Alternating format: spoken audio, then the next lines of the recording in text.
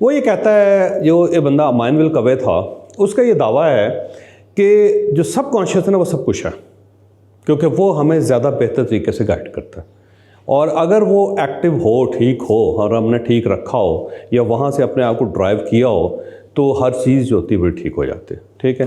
अच्छा, उसने ना कैंसर के पेशेंट्स का इलाज किया सबकॉन्शियस थेरेपी से, कैंसर का, हार्ट का और बाकी जो नाकाम लोग हैं जो ज़िंदगी में पीछे हैं ना, सबका इलाज उसने सबकॉन्शियस क्या होता है सबकॉन्शियस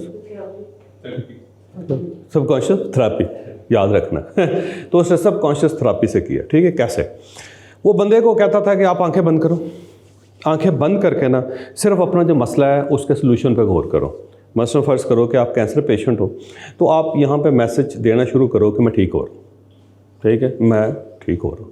और आपने सिर्फ और सिर्फ अपना आंखें बंद करके अपने आप सबकॉन्शियस को आप समझो कि पीछे यहाँ पे कुछ है और उसको मैसेज दो कि मैं ठीक हूँ।